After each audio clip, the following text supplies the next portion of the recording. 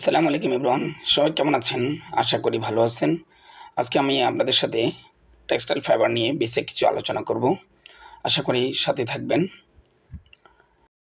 সমস্ত ফাইবারকে textile fibre বলা যাবে না। টেক্সটাইল ফাইবার হতে গেলে ন্যূনতম কিছু গুণাবলী সম্পন্ন হতে হবে এবং সুতা তৈরির উপযোগী হতে হবে। যদি সুতা তৈরির উপযোগী হয়, সেক্ষেত্রে আমরা সেই ফাইবারটাকে টেক্সটাইল ফাইবার বলতে পারি। টেক্সটাইল ফাইবারকে মূলত দুটি ভাগে ভাগ করা হয়েছে। একটা হচ্ছে প্রাকৃতিক ফাইবার, আরেকটা হচ্ছে কৃত্রিম ফাইবার বা মানুষের তৈরি ফাইবার। প্রাকৃতিক ফাইবারকে কয়েকটা ভাগে ভাগ করা যায়, যেমন উদ্ভিজ্জ, প্রাণীজ, খনিজ এবং ন্যাচারাল রাবার। উদ্ভিজ্জের ভিতরে থাকে হচ্ছে কটন, ফ্লাক্স, পাইনাপেল এবং নারকেলের ছোবড়া, কোর। এবং অ্যানিমেলের ভিতরে থাকে হচ্ছে উল, পশম এবং রেশম। আর মিনারেল ভিতরে আছে অ্যাসবেস্ট এবং ন্যাচারাল রাবারের ভিতরে রাবার পেয়ে থাকি। আর ম্যানমেড ফাইবারের ভিতরে manmade cellulose, modified cellulose, non cellulose এবং ম্যানমেড মিনারেল, এই কয়েকটি ভাগে ভাগ করা হয়ে থাকে ম্যানমেড ফাইবারগুলোকে।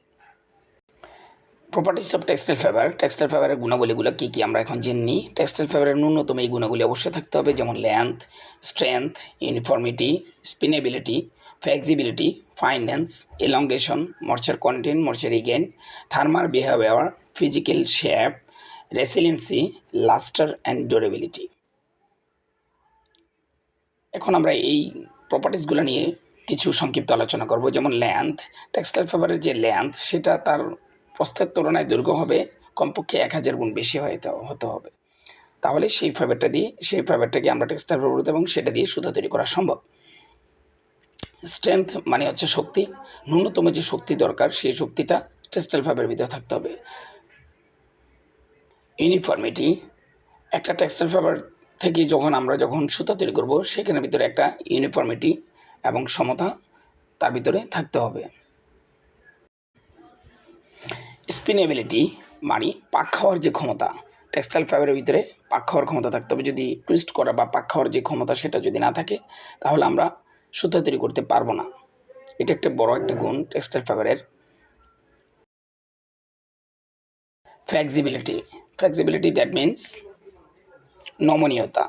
যদি টেক্সটাইল ফাইবারের ভিতরে নমনীয় গুণটা যদি না থাকে, যদি খসখসে ভাব থাকে, তাহলে সেটা দিয়ে আমরা টেক্সটাইল ফাইবার সেটাকে বলতে পারি না। কেন?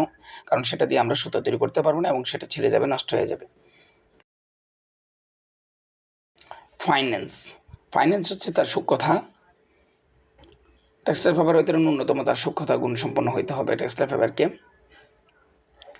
ইলংগেশন অর্থাৎ প্রসারণ ক্ষমতা, এটা টেক্সটাইল ফাইবারের একটি গুরুত্বপূর্ণ বৈশিষ্ট্য। Moisture regain and moisture content, textile ফাইবারের এই গুণাবলীর কারণে টেক্সটাইল ফাইবারের ভিতরে পানি অ্যাবজর্বনেন্স অর্থাৎ পানি ধারণ ক্ষমতা বৃদ্ধি পায় এবং এই গুণাবলীর কারণে টেক্সটাইল ফাইবারকে সহজেই ডাই অথবা রং করা যায়।